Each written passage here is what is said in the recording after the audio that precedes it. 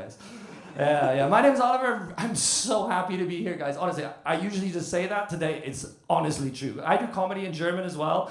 And I tell you what, comedy in German in the summer sucks. The Germans do not go inside from like the month of June, right? So last week I was booked at a show. I show up, right? I hype myself up before the show. I arrived there just before my set. I arrive, I'm like listening to DMX. I'm ready to go. I speak to the host and I was like, okay, let me at him. How many are there? He's like, 5. I was like, 5 what? He's like, people. And I was like, oh, fuck. And then it was an open mic as well, right? So where I'm supposed to test my new material. And I was like, I can't test in front of fucking 5 people. So I thought I'll do some crowd work, right? Like Gagan's been doing. And there was 2 people in the front row, German show. And I was just like, okay, wie heißt du? And the guy looked at me, panicking in his eyes. And he's just like, buddy, I'm so sorry, I do not speak German. I was like, guys, you're 2/5 of my fucking audience. And I made such a fool of myself on the way home that night as well. I don't know if you guys have this, but I really do. If I see a dog get excited, I'm getting excited. Who else has that? Make some noise. Yeah, right? Fucking human reaction. Okay, I was on my way home from a comedy show. It's night, it's dark. I'm walking towards the U-Bahn and there's this woman and she's walking her chihuahua, right? And the chihuahua saw someone that the woman knows and the chihuahua got excited. And you guys know when chihuahuas get excited, they get real excited. Like it was like shaking completely, right? And like I was standing in the dark kind of looking at this chihuahua's ass and its tail was going so fucking fast that it started to fucking hypnotize me a little bit. So I'm in the dark staring at a chihuahua's ass and this woman isn't noticing, literally with my mouth open. Just like, and then the woman turns around to me and she's like, Entschuldigung, bitte? Now what the fuck do you say to that? So I'm stood there looking at this chihuahua's tail's ass, right? And I was just like, cool tail. And she's like, wie bitte? And I was like, I don't speak German. I'm so... Yeah. Whew. Yeah, I survived that show though. It was all right. Yeah, I'm from the UK. Do we have any Brits in, except for the loud Scotsman? Anyone else? No Brits? Perfect, yeah. I'm British, but I grew up here for a long time. My family were from Wales. All my family's from Wales, and usually we always used to go to visit them. This year we had a family reunion, and for the first time ever, we flipped it around, and my cousins came with all their kids to visit us. Guys, and this is when I realized how long I have not been in Wales. My cousins come with their kids, and I didn't recognize about like half of them, which is awkward when it's your family. You know, I was like at my own family reunion in the corner and I felt like, you guys ever have this that you watch a Netflix series, you skip a season and you don't really know what's going on? I had that with my own family. I was like in the corner and it's like, I think the fat ginger kid belongs to the redhead, but I don't know.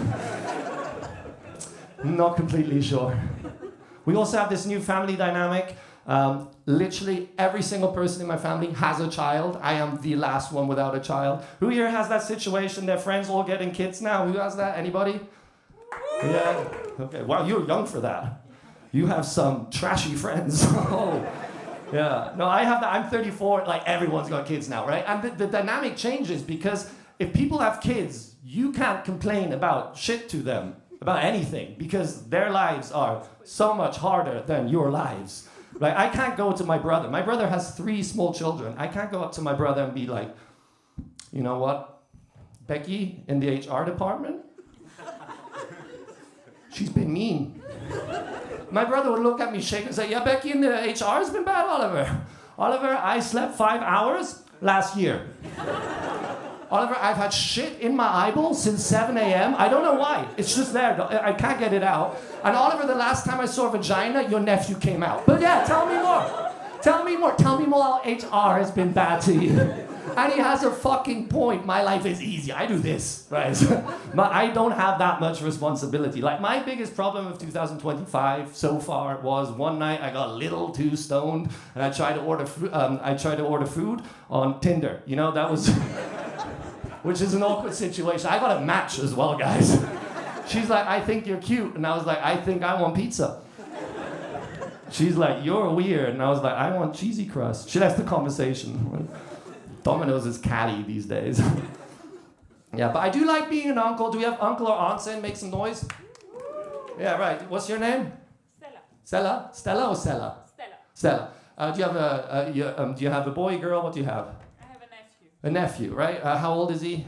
8 months. 8 months. Okay, that's not fun yet. It gets fun, I tell you, it gets fun at about 4. Because from about that age onwards, I recently took out my niece and nephew, they're 4 and 7.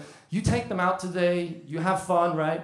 Then you bring them back and they have to take them. No matter what condition they're in, they will always take them.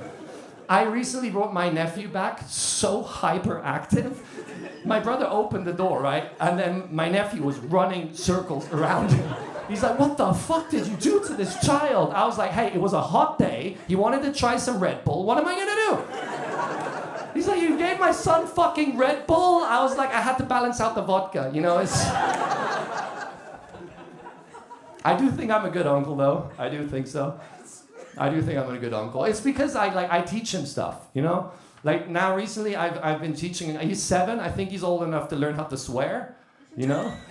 So I'm teaching him to swear, but I'm not teaching him just like old school swear words, that'll be boring. No, I make up swear words, teach them to him, because then when he uses them, I know that was me, you know? Like my brother recently called me, he's like, have you been swearing in front of Evan? And I was like, me? No.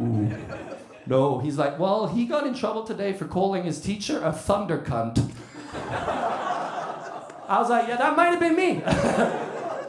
That sounds like me, you know? No, I love that kid. I do. He's really smart as well. He's got to the age now, he understands I could have a kid, but don't. So he knows it's a decision. He's like, Uncle Ollie, why don't you have a kid? And I was like, buddy, we spent a day with you. It's pretty self-explanatory, yeah. Yeah. Has anyone been to Wales? Yeah, okay. Yeah. Yeah, that bit didn't need that. No, it's fine. No. I was actually born in Germany, but but my whole family's from Wales. Do you guys know the Welsh language? Have you ever heard it? I'll give you an example of the Welsh language. Llandawi blesli Abergavenny Penall. It sounds like a bit of, you know that snake from the Jungle Book? It kind of sounds like you're trying to teach him Dutch, right? And I used to use that when I was growing up here in Munich, because like my only 2 things that I could do that are remotely unique was I'm Welsh and I can juggle, okay? Have you ever tried to pick a girl up juggling? It's like, I think you're sexy. It doesn't work. It doesn't work. So I used to use my Welsh, you know? I used to go to an establishment, maybe you guys know it, Milchbar here in Munich, right? I used to go there on a Friday night and I'll be out there and I'll be like, Llandawi blesli Abergavenny Penall. Baby. I don't know. And it usually worked. And then I did it one night. There was 4 girls, 1 guy. I was like, Llandawi blesli Abergavenny. It's the same shit every time. It's 4 cities in my country. I do not speak the language, guys. Llandawi blesli Abergavenny Penall. And the 4 girls like, oh my God, that's kind of cute. And there was like 1 guy, and he just stared at me. And I was like, fuck. I met the 1 other Welsh cunt in this entire town, and he's here tonight with me. But he didn't actually rat me out. He was cool about it. He was just like, yeah, okay, nice. And we had a good time. We were partying. We were dancing. We were doing shots. It's crazy. 4 a.m., his girlfriend comes up to me. She's like, so cool that you're friends with my boyfriend. But how are you guys communicating? And I was like, how are we communicating? We're Welsh people. We have Welsh in our blood. We're fucking speaking Welsh, lady. She's like, my boyfriend's not Welsh. My boyfriend is deaf. Yeah. I grew up here. I spent a lot of time in Berlin as well. You notice the differences. Did anybody go to Gay Pride, to CSD? Anybody? Okay, like 5 people, you homophobes. No, I'm joking. No, I'm joking. No, this year, I went to the one in Munich, last weekend, the weekend before, and the year before, I went to the one in Berlin. Guys, very different events, but for different reasons. The one in Berlin, it was 1.2 million people. It was the craziest party I'd ever seen. I visited a friend. This was on the Friday, and I was on the street, and I just saw a guy piss on another guy just on the street, and I was just like, whoa, dude. Gay Pride in Berlin is different. And she's like, Gay Pride in Berlin is tomorrow.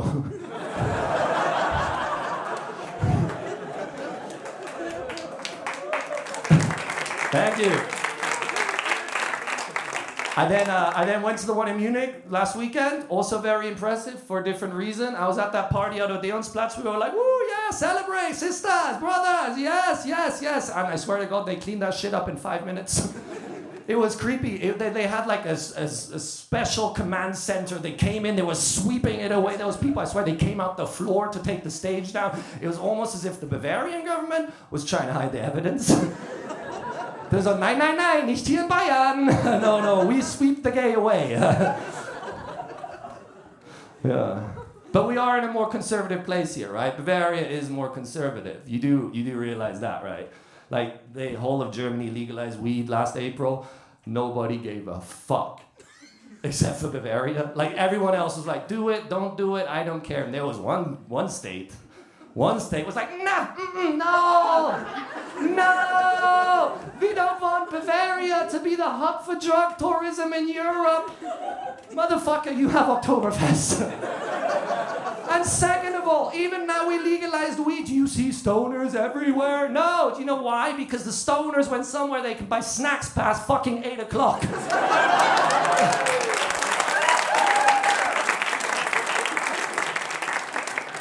Yeah. Who here likes Oktoberfest? Oh yeah, I noticed a few people felt my energy there. They're like, I'm not gonna say shit. These people, yeah. No, the only reason I don't like Oktoberfest is I live 400 meters away from Oktoberfest. So that means 2 weeks in the year, my life turns to shit, okay? But you do get some benefits. You get to see some fucked up shit, which I enjoy, I'm not gonna lie. Last year, I saw the most German crime committed ever. That was pretty cool. You know, at the bottom, in German, we call it die Kotzwiese, which is called the puke field, right? There was people down at the puke field. And have you ever seen two guys trying to have a fight who were too drunk to actually have a fight? They were just like, the one had like a glass in his hand as well. They were like squaring up. They were like, you come here, Arschloch. And then they went further away.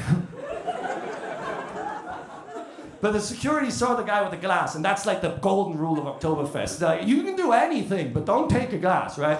And the security guy saw him with the glass, and he's like, I'm gonna get this motherfucker. So he starts running off. The drunk guy suddenly turns into a crackhead. He's like, oh, I gotta get out of here. He starts running, runs up the hill, gets through the fence, takes his mask, throws it over the fence, climbs up the fence, jumps onto the other side, runs to the streets. Like, the guys behind him runs to see, sees a red light, and he stands still.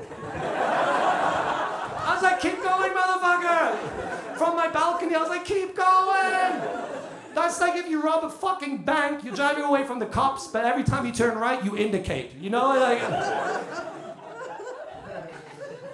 yeah.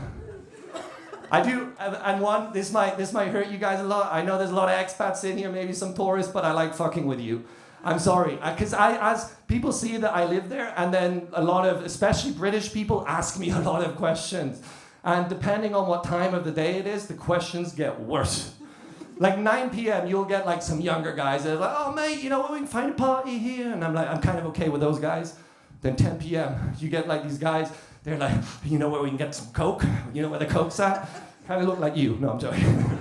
No, and then there's like, and then at 11 o'clock, you'll get these like really gross guys, right? They just pulled off their wedding rings. And they're just like, you know where we can find the hookers?